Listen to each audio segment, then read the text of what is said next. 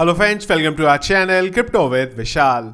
आज के वीडियो में बात करेंगे गाइस बिटकॉइन के बारे में। बिटकॉइन से रिलेटेड एक फंड मार्केट में आया है, उस बारे में बात करेंगे। एक बड़ी चीज जिसकी स्टार्ट हो चुकी है, आने वाले टाइम में आपको उससे रिलेटेड और कई सारे अपडेट देखने को मिलेंगे।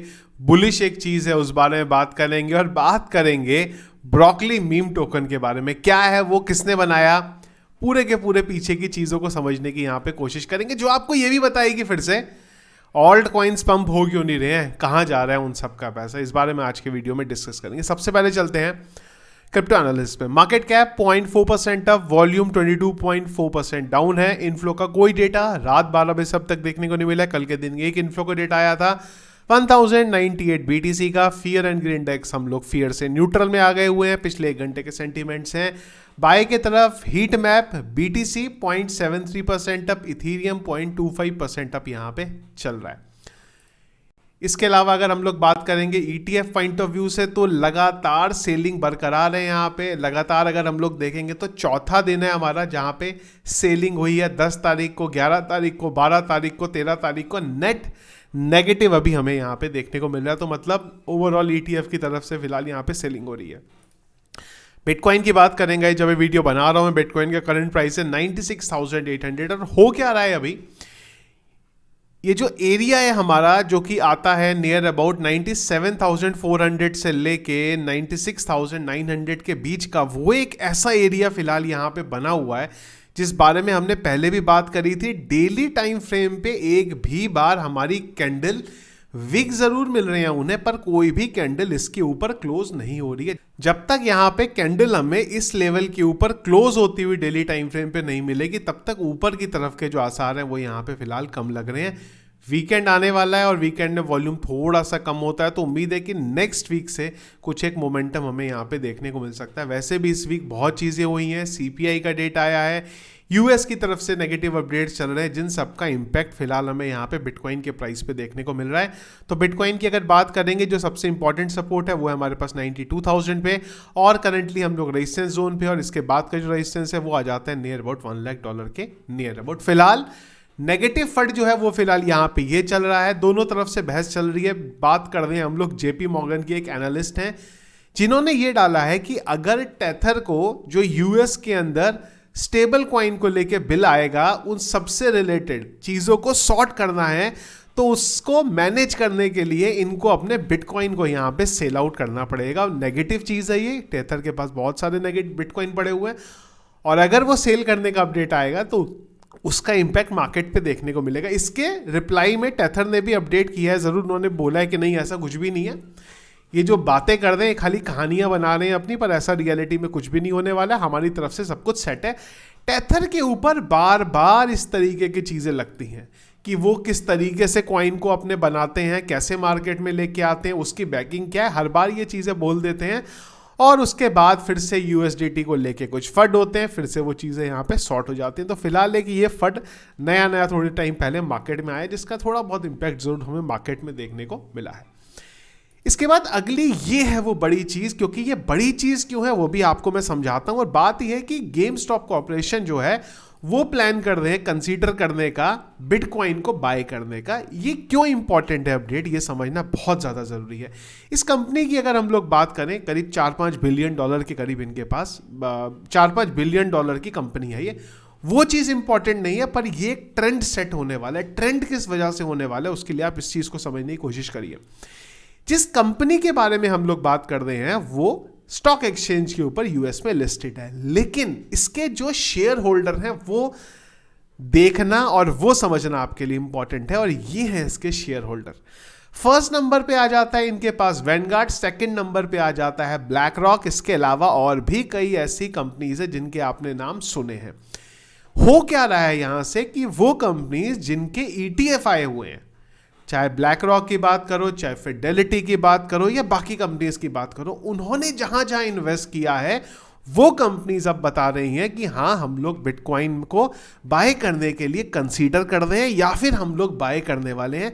तो धीरे धीरे, क्योंकि अगर आप देखेंगे ना, तो जो बड़ी कंपनीज हैं वहां पे US के अंदर, उसमें जो ETF लेके आए हैं, कहीं ना कहीं से यही कंपनीज इन्वॉल्व है, चाहे ब्लैक रॉक हो, चाहे फिडेलिटी हो, चाहे बिटवाइज हो, चाहे आर्क इन्वेस्ट हो, चाहे इन्वेस्को हो, चाहे ग्रेस्केल हो, ये सारी वही कंपनीज हैं जो ज़्यादातर कंपनीज के वहाँ पे बड़े लेवल पे उनके शेयर इनके पास हैं। तो ये हमें आने वाले टाइम में और ज़्यादा पॉजिटिव वे में देखने को मिलेगा। और जब सारी कंपनी इस तरीके से बिटकॉइन को एक्वायर कर रही होंगी, बिटकॉइन को अपने रिजर्व में रख रही होगी, इन सब का आपको पॉजिटिव इम्पैक्ट अभी नहीं देखने को मिल रहा है, पर जहाँ थोड़ा सा ट्रेंड बिटकॉइन का यहाँ पे चेंज हुआ उसके बाद आपको इन सब अपडेट्स का इम्पैक्ट बिटकॉइन के प्राइस पे देखने को मिलेगा। इसके बाद एक और चीज़ है यहाँ पे, वो ये है कि SEC ने एक्नॉलेज किया है ग्रेस्केल के 2 ETF फाइलिंग को, एक है XRP की, एक है डॉज की यहाँ पे। तो फिलहाल अभी 3-4 ऐसे कॉइन है जिनका नैरेटिव बहुत ज़्यादा हॉट बना हुआ है। एक आ जाता है यहाँ पे XRP, इवन लाइट कॉइन के बारे में भी काफ़ी ज़्यादा मार्केट में बातें हो रही है कि शायद लाइट कॉइन का ETF भी आपको बहुत जल्दी आता हुआ देखने को मिले। और एलन मस्क है ही है, तो डॉज का ETF भी सोचा नहीं था ये दिन आएगा, पर शायद डॉज का ETF भी आपको जल्दी आता हुआ यहाँ पे दिखाई दे, क्योंकि काफ़ी सारे इंस्टीट्यूशंस हैं जो इन सब ETF के लिए यहाँ पे अप्लाई कर रहे हैं। अब इसके बाद बात करते हैं, कल एक रात में चीज़ हुई जिसका नाम था ब्रोकली मीम कॉइन आया एकदम से। पूरे के पूरे पंफन की बात करें हम लोग या फिर जो बाइनेंस का अपना प्लेटफॉर्म है, उन सबके ऊपर एकदम से एक ही टोकन बनने लगा, वो था ब्रोकली। यहाँ पे इस पिक्चर को ना समझना बहुत ज़्यादा ज़रूरी है, जो मैं आप लोगों को चीज़ें आगे दिखाने वाला हूँ। यहाँ पे मैं बात कर रहा हूँ सीजे की एक ट्वीट की जो उन्होंने 26 नवंबर को डाला था। इसमें इन्होंने ये लिखा था कि मैं मीम कॉइन्स के अगेंस्ट में नहीं हूँ, लेकिन मीम कॉइन्स जो है ना बड़ा अलग तरीके से चलते हैं यहाँ पे। बेटर ये है कि रियल एप्लीकेशन यूजिंग ब्लॉकचेन को हमें डेवलप करना चाहिए। नवंबर की कहानी है ये, 26 नवंबर की, और इससे पहले भी इन्होंने मीम टोकन के अगेंस्ट में बहुत कुछ बोला। एक और ट्वीट दिखा रहा हूं आपको 26 नवंबर का, जहां पे इन्होंने ये बोला कि भाई क्विक अपॉर्चुनिटी मार्केट में मिलती है क्विक रिटर्न के लिए, पर बेटर ये है कि हम लोग फंडामेंटल्स के ऊपर भरोसा करें। यहां पे इन ट्वीट से क्या समझ में आया, लोगों ने क्या बोला कि भाई ट्रेंड चेंज होने वाला है, क्योंकि सीजेड उन लोगों में है जो इंडस्ट्री में ट्रेंड सेट करते हैं, इतनी पावर इनके पास है। कल रात को क्या हुआ, कल रात को इन्होंने एक ट्वीट किया, ये आप देखिए, 17 घंटे पहले इन्होंने ये बोला कि 3 घंटे बाद मैं मेरे कुत्ते की पिक्चर डालूंगा, क्योंकि काफ़ी लोग पूछ रहे हैं इस चीज़ के बारे में। कई लोगों ने पूछा, इवन इन्होंने यहाँ पे बोला भी था। और उसके बाद क्या हुआ, उसके बाद इन्होंने एक ब्रोकली की स्टोरी अपनी करी, जो भाई इनका पेट है यहाँ पे, और इन्होंने स्टोरी के साथ डाला ब्रोकली कैसे आया, क्या हुआ, क्या नहीं हुआ। और इसके बाद मीम टोकन की बाढ़ लग गई, एक्सचेंजेस पे मीम टोकन लिस्ट होने लगे। MEXC के ऊपर मुझे नोटिफिकेशन आए, मिलियंस डॉलर में मीम कॉइन फ्रैक्शन के अंदर जो भी ब्रोकली मीम कॉइन बना रहा था, जिसके पास थोड़ी पावर थी, सडनली सारे के सारे जो थे वो टोकन रेडियम से लेके मिलियंस डॉलर की मार्केट कैप पे यहाँ पे जाने लगे। इसके बाद सीजन ने एक और ट्वीट किया, कई लोग CA मांग रहे हैं मेरे से, पर मैंने कोई मीम टोकन नहीं बनाया है, मुझे तो लोगों ने बोला था, मैंने वो कुत्ते की फोटो शेयर कर दी है, मेरा ना तो कोई मीम कॉइन है, ना मेरा इन मीम कॉइन से कोई लेना देना है, जो अच्छा मीम कॉइन बनाएगा वो जीतेगा। तो जो इंसान कुछ दिन पहले तक मीम कॉइन्स के अगेंस्ट में था, वही अब मीम कॉइन्स के लिए ट्वीट कर रहा है। यहाँ पे बेसिकली जो मीम कॉइन्स बनाते हैं उन लोगों के लिए कंटेंट बना रहा है कि भाई मैं अपना कुत्ता लेके आता हूं, तुम उस पर मीम कॉइन बनाओ। क्यों ये कर रहा हूं मैं, इसके पीछे की भी मैं आपको चीज दिखाता हूं, 2 चीजें दिखाता हूं। पहला है यहाँ पे BNB टोकन, ये है BNB टोकन। अगर आप BNB टोकन को ये प्राइस देखते हो तो एकदम से शूट अप हुआ यहाँ पे। क्यों, क्योंकि BNB के ऊपर अब मीम टोकन बनने लगे हैं। दूसरा टोकन है यहां पे केक।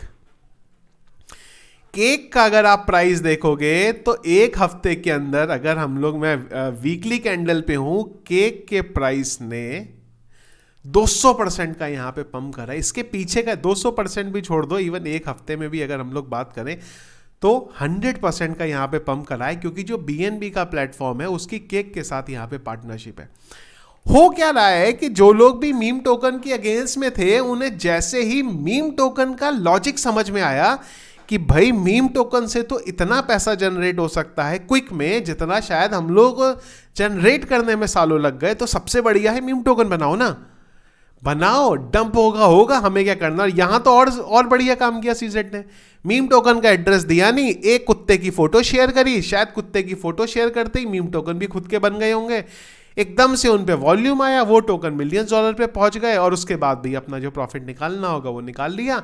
बोलने को भी मिल गया कि मैंने तो कोई मीम टोकन बनाया नहीं था, उसके लिए उन्होंने ट्वीट भी डाल दिया यहाँ पे कहीं मैंने तो कोई मीम टोकन नहीं बनाया, मैं तो कंटेंट बना के दे रहा हूं तुम्हें। मैं बोलता था पहले तक मीम कॉइन्स बेकार चीज है मत लो, पर अब मैं खुद ही मीम टोकन के लिए कंटेंट डाल रहा हूं। क्यों? क्योंकि भाई हमारी चेन चल नहीं रही है, बीएनबी का भी तो प्राइस ऊपर करना है, जो काम सोलाना ने करा है वो काम हमें भी तो करना है। अब ये ट्रेंड चल रहा है और पूरा पैसा, शायद ये तीसरा चौथा वीडियो है लगातार मेरा जहां पे मैं आप लोगों को बता रहा हूं कि ये ऑल्ट कॉइन्स का सारा पैसा इन सब जगह पे जा रहा है।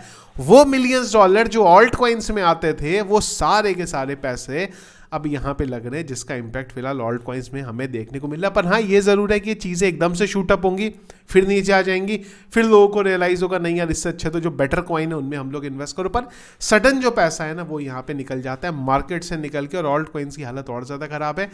अगर ऐसी चीज़ें और देखने को मिली तो इनकी चेन तो बढ़ती रहेगी, इनकी चेन की जो टोकन है वो पंप होते रहेंगे, पर जो ऑल्ट कॉइन्स हैं उनकी हालत यहाँ पे और ज़्यादा खराब होती रहेगी अगर और चीज़ें ऐसी देखने को मिली। क्योंकि सबको ये कर क्यों रहे हैं वो मैं आपको बता रहा हूँ, क्योंकि बहुत क्विक मनी है मीम कॉइन्स के अंदर।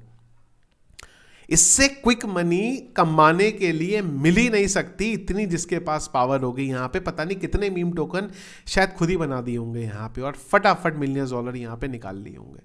तो ये करंटली मार्केट में चल रहा है, चाहे यूएस प्रेसिडेंट की बात करो या बाइनेंस जिन्होंने बनाया उनकी बात करो या जो अफ्रीकन कंट्रीज हैं उनकी बात करो, सब अपने अपने मीम टोकन यहाँ पे निकाल रहे हैं और सब यहाँ पे फिलहाल कमा रहे हैं। अब ब्रोकली जैसे टोकन में क्या आपको इन्वेस्ट करना चाहिए नहीं करना चाहिए? यार ऐसे टोकन अगर कम प्राइस में मिलते हैं ना तो इन्वेस्ट करके मतलब है, अदरवाइज ऊपर जाके किसका मीम टोकन है कौन डंप मार देगा पता भी नहीं चलेगा। पर कम मार्केट कैप में अगर आपको मिल पाए तो आप पकड़ सकते हो। कैसे बाय करना है वो मैंने सेपरेट चैनल पे ऑलरेडी यहाँ पे आप लोगों को बनाए हुए, पर अब इन सब पे घुसने का कोई भी मतलब नहीं है। बनते ही घुस जाओगे तो फायदा होगा, पर अगर तब जब तक रिटेल पब्लिक को पता चलता है तब तक घुसोगे तो आप लोगों को यहाँ पे लॉस हो जाएगा। तो बेटर है फिलहाल दूर रहो इन सब चीज़ों से। तो ये थे गाइस अपडेट्स जो करंटली चल रहे हैं क्रिप्टो करेंसी मार्केट में। कुछ और अगर इंपॉर्टेंट चीज़ रही मैं टेलीग्राम पे शेयर कर दूंगा, जिसके लिए टेलीग्राम के लिंक को ज्वाइन नहीं किया जो ज्वाइन कर लीजिएगा, लिंक वीडियो के डिस्क्रिप्शन पे मिल जाएगा। वीडियो पसंद आया इसको लाइक और शेयर जरूर कीजिएगा। चैनल में अगर आप नए हैं फर्स्ट टाइम वीडियो देखें चैनल को जरूर सब्सक्राइब कर लीजिएगा। Thank you friends.